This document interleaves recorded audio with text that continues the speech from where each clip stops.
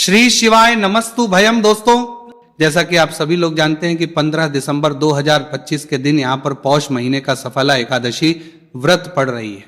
दोस्तों, ये जो सोमवार एकादशी तिथि है पौष महीने में पड़ने वाला सबसे बड़ा तिथि है, क्योंकि ये पौष महीने में पड़ रहा है जिसका बहुत ही बड़ा और विशेष महत्व होता है और ऐसा दिन पूरे साल में सिर्फ एक ही बार आता है। और दोस्तों, आप सभी लोग जानते हो कि 15 दिसंबर पौष महीने के सोमवार एकादशी तिथि का अगर सबसे बड़ा कोई उपाय है तो वह 7 चने की दाल वाला उपाय। तो दोस्तों, इस तरमा से 12 आ भारत के पास पधाने के सोमवार के देश पौष माह का सोमवार एकादशी तिथि के दिन आप लोगों को इस 7 चने की दाल वाला उपाय को जरूर करना है। बहुत सारे लोग होंगे जिन लोगों ने इस उपाय को ना किया हो, मतलब पूरा साल निकल गया और उन्होंने किसी भी दिन इस 7 चने की दाल वाला उपाय को ना किया हो। पर दोस्तों, आप पास एक आखिरी मौका बचा हुआ है जो कि 15 दिसंबर पौष महीने के सोमवार एकादशी तिथि के दिन। तो इस दिन आप लोगों को इस वाले उपाय को जरूर कर लेना है। भले ही आपने पूरे साल भर अभी तक इस उपाय को ना किया हो, पर अगर आपने इस पौष महीने के सोमवार एकादशी तिथि के दिन अगर इस वाले उपाय को कर लिया तो आपको इस उपाय को करने का वो फल मिलेगा जिसकी आपने कभी कल्पना भी नहीं करी होगी। इसीलिए आप इस वाले उपाय को एक बार जरूर कर लेना ताकि आप लोगों के हाथ से यह मौका ना जा सके और आपको इस उपाय आपको कर लेना तो कल्पना जा सके। इसका आपके बाद बरेहा आपको प्रक्षिकर के लिए उपाय को करने का फल मिल सके। दोस्तों, यह उपाय पंडित जी ने अपनी अभी की ही शिव महापुराण की कथा में बताया है, जिस उपाय को आज हम आपको बहुत अच्छे से समझाने वाले हैं।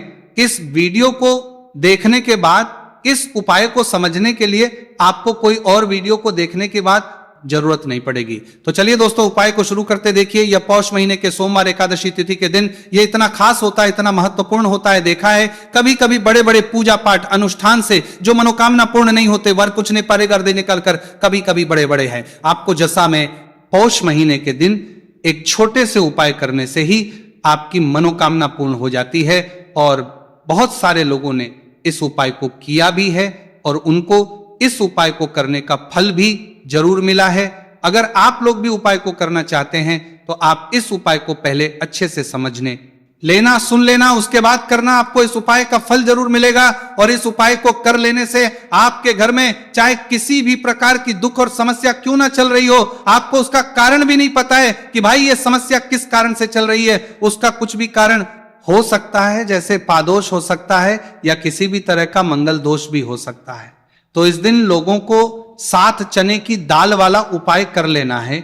ये एक ऐसा उपाय है जिस उपाय को अगर किसी विशेष दिन पर किया जाए तो भाई उस विशेष दिन का जो है वह तो हमें मिलता ही मिलता है, पर हमने उस दिन पर इस उपाय को किया है तो हमें उससे भी बड़ा फल मिलता है और फल बहुत जल्दी मिलता है, क्योंकि आप इस उपाय को बहुत ही बड़े और विशेष दिन पर कर रहे हो। तो चलिए अब उपाय के बारे में बात करते हैं, लेकिन उससे पहले आप लोगों को ये जानना आवश्यक कि आखिर ये उपाय किस समय करना है, किसको करना है और कैसे करना है। तो चलिए हम आगे आपको वीडियो में एक एक करके बता देते हैं, लेकिन उससे पहले अगर आप लोग हमारे चैनल पर नए हैं तो हमारे चैनल को सब्सक्राइब कर लेना और इस वीडियो को लाइक करके कमेंट बॉक्स में श्री शिवाय नमस्तु भयम ओम नमः शिवाय जरूर टाइप कर देना। तो दोस्तों, इस 7 चने की दाल वाला उपाय को हमें इस सोमवार एकादशी तिथि के दिन कैसे करना है, किसको करना है, किस समय करना है और कहां पर करना है, ये सारे सवालों के जवाब आपको इस वीडियो में मिल जाएंगे। और जो ये वीडियो देखेगा भाई, उसको 7 चने की दाल वाला उपाय जरूर करना चाहिए, क्योंकि इस दिन 7 चने की दाल का भी बहुत ही बड़ा और विशेष महत्व होता है। और जब बात आ जाए 7 चने की दाल वाला उपाय की तो ये सोने पर सुहागा वाली बात हो जाती है और ये एक बहुत ही बड़ा उपाय हो जाता है इस पौष महीने के सोमवार एकादशी तिथि का। तो अब इस 7 चने की दाल वाला उपाय को आखिर करना किसको है, सबसे पहले हम लोग वो बात जान लेते हैं। तो देखो, घर की जो बड़ी माताएं बहनें होती हैं, उन माताओं बहनों में से कोई भी एक बड़ी माता बहन इस वाले उपाय को कर सकती है। और दोस्तों, अगर आप चाहे तो अपने घर में से सभी सदस्यों को भी इस उपाय को करवा सकते हैं। अगर किसी व्यक्ति की खुद की कोई मनोकामना है, खुद की कोई दुख और परेशानी है जो कि वो अपने लिए ही करना चाहता है, इस वाले उपाय को तो वह खुद अपने भी कर सकता है। बाकी अगर कोई घर में से ऐसा है जो कि अपने पूरे घर परिवार की सुख और शांति के लिए यह वाला उपाय करना चाहता है तो भाई वो भी कर सकता है। उसमें भी कोई दिक्कत वाली बात नहीं है।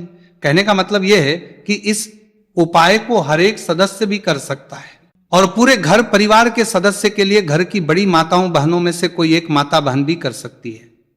माताएं बहनें अगर घर में उपस्थित हो या वह ये वाला उपाय ना कर पा रही हो तो फिर घर का कोई बड़ा सदस्य भी इस 7 चने की दाल वाला उपाय को कर सकता है चाहे फिर वो पुरुष ही क्यों ना हो, उसमें कोई भी दिक्कत वाली बात नहीं है। 7 चने की दाल वाला उपाय को, आखिर इस उपाय को हमें किस समय करना है, सुबह के समय करना है कि शाम के समय करना है? तो देखो, इस वाले उपाय को आप लोग सुबह के समय भी कर सकते हो और शाम के समय प्रदोष काल में भी कर सकते हो। अब अगर आपके भाई साहब सबसे उत्तम समय कौन सा रहेगा इस 7 चने की दाल वाला उपाय को करने का, तो हम आपसे बस यही कहेंगे कि इस उपाय को आप सुबह के समय करेंगे तो ज्यादा बेहतर होगा। बाकी अगर प्रदोष काल शाम के समय भी करेंगे तो भी अच्छा होगा, उसमें कोई भी दिक्कत वाली बात नहीं है। तो अब दोस्तों, जो अगली सबसे बड़ी और महत्वपूर्ण बात आती है वो ये आती है कि सुबह अगर हम उपाय को करेंगे तो हमें कितने बजे लेकर कितने बजे तक के बीच में करना है, और शाम के समय प्रदोष काल में करेंगे तो हमें कितने बजे से लेकर कितने बजे के बीच में करना है।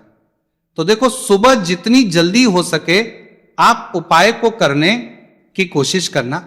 बाकी अगर किसी कारणवश लेट भी हो जाओ, थोड़ी देर भी हो जाए, तो 10 या 12 बजे तक भी आप उपाय कर लेना, पर 12 बजे से ज्यादा देरी ना हो, ठीक है, इस बात का ध्यान रखना। उसके बाद में दोस्तों, अगर शाम के समय प्रदोष काल की बात करें, प्रदोष काल का जो होता है वो शाम के 6 बजे से शुरू हो जाता है।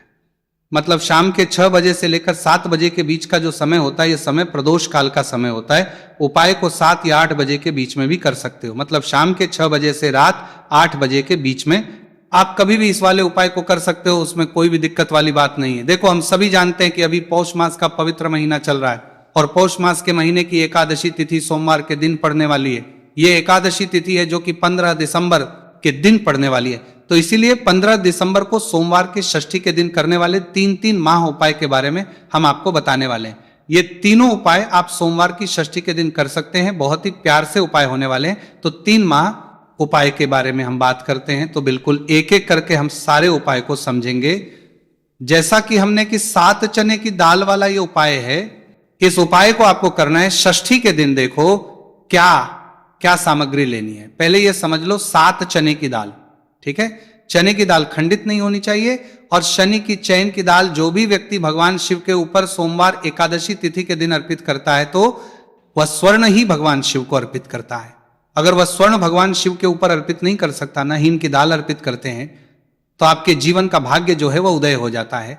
यानी कि पूज्य गुरुदेव ने बिल्कुल से कहा है कि अगर आप चने की दाल अर्पित करते हैं ना, तो आपके भाग्य का उदय होता है, किस्मत चमकते गज जाती है। तो देखो क्या करना है, बहुत ध्यान से समझना। तांबे के पत्र के अंदर जल लेना है, ठीक है, साथ में एक स्टील की कटोरी के अंदर थोड़ा सा डालना, थोड़ा सा गुड़ डाल देना, ठीक है, गुड़ डालना, ठीक है, गुड़ वाला पानी बना लेना है, ठीक है, साथ में लेना है आपको 7 चने की दाल। ये तीनों चीज लेकर के आपको जाना है भगवान शिव के मंदिर में। देखो, सोमवार एकादशी तिथि के दिन सुबह से लेकर के शाम तक जब आपकी इच्छा हो तब आप भी उपाय कर सकते हैं। अब आपको क्या करना है, सबसे पहले क्या करेंगे, जो चने की दाल है, चने की दाल को आप गुड़ वाला जो जल है ना, उसके अंदर आपको दाल देनी है। साथी की दाल ले रहे हैं या 3 चने की दाल भी ले रहे हैं ना, तो आपको गुड़ वाले जल के अंदर दाल देनी है, थोड़ा सा ही गुड़ वाला जल देना, ठीक है। और जब गुड़ वाले जल के अंदर आप डालोगे ना, तब आपको बृहस्पतिवार महादेव का स्मरण करना है। देखो, बृहस्पति ईश्वर महादेव का नाम लेते हो ना, आप तो गुरु ग्रह मजबूत होता है, और गुरु ग्रह मजबूत होता है ना तो आपको आपके भाग्य का साथ मिलता है। यानी कि जो भी आपको भी कम कर रहे हो ना, तो उसमें आपको मिलती है, ठीक है। क्या करना है, चैन की दाल डाल दी।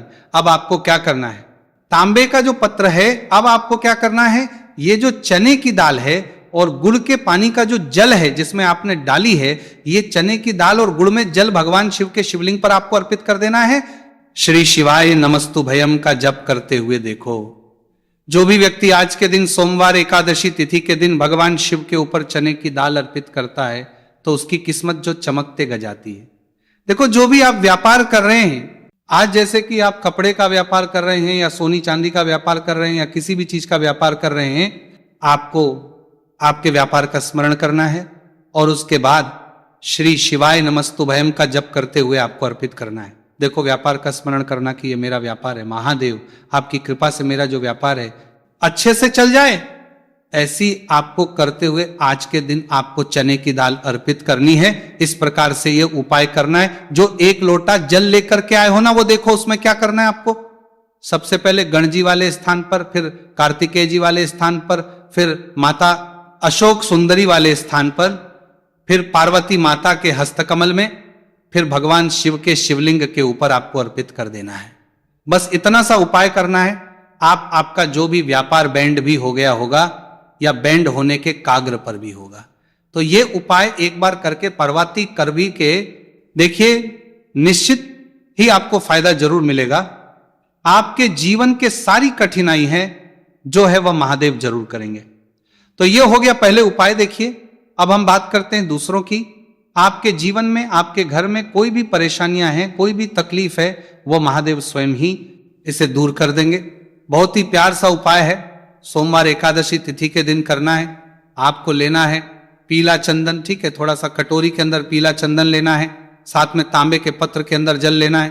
देखो बहुत ही प्यार सा उपाय है। अब आपको क्या करना है महादेव के मंदिर में जाना है और उसके बाद देखो ये आपको 7 बिंदी वाला ये उपाय है। 7 बिंदी वाला आपके घर की सारी परेशानियों का आसन को दूर करने वाला है।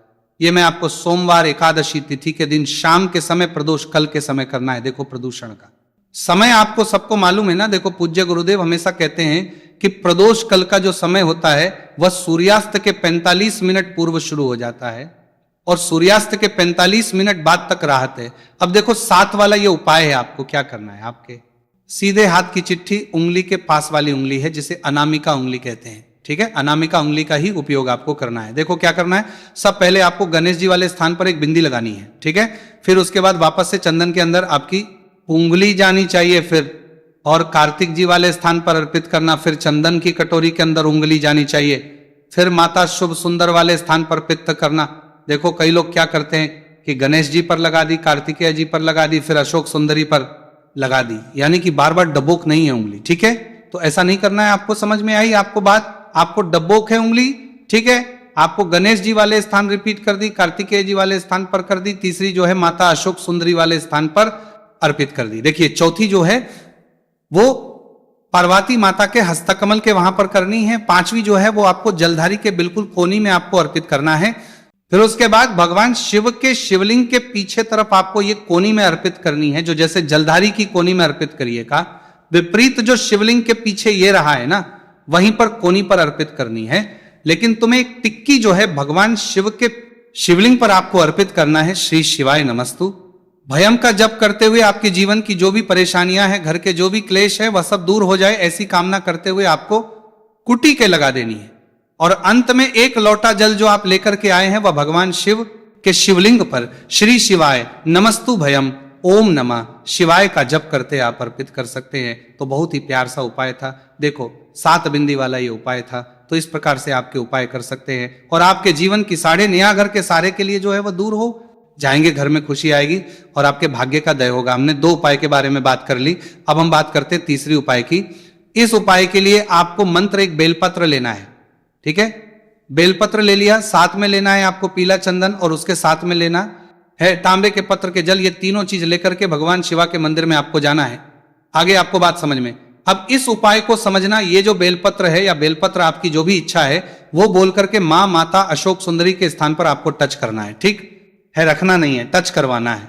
टच कैसे कराओ, गडंडे का जो हिस्सा होगा वो जल्लाद की तरफ होगा और पेट का हिस्सा महादेव की तरफ होगा। टच करके वापस से उठा लेना और के बाद जो पीला चंदन लेकर के आए हो ना, पीली चंदन की एक टिकी, आपको ये जो तीनों पत्तियां के बीच में जो दांडी है ना, यहां पर आपको पीले चंदन की टिकी जो है आपको लगा देनी है। आपकी जो भी मनोकामना है वो बोल करके गई आपको बात समझ में। और उसके बाद ये जो बेलपत्र है महादेव के शिवलिंग के ऊपर अर्पित करना है। डंडे का हिसाब जलधारी की तरफ होना चाहिए। देखो आपकी जो भी मनोकामना है, विशेष मनोकामना, वो आपको बोलना है। इस सोमवार षष्ठी के दिन देखो, जब आप अशोक सुंदरी वाले स्थान पर रखोगे तभी आपकी मनोकामना बोल करके उठाना। फिर उसके बाद भगवान शिव के शिवलिंग पर आपको चंदन लगा करके अर्पित कर देना है, तब भी आपको जल जो है वह आपको इस बेलपत्र के ऊपर आपकी जो भी कामना है वो बोल करके अर्पित कर देना है। जो भी व्यक्ति 15 दिसंबर पौष महीने के सोमवार एकादशी तिथि पर पीला चंदन भगवान शिव के शिवलिंग पर इस प्रकार से करता है तो उसके भाग्य का उदय होने लगता है। तो ये उपाय भी आप कर सकते हैं।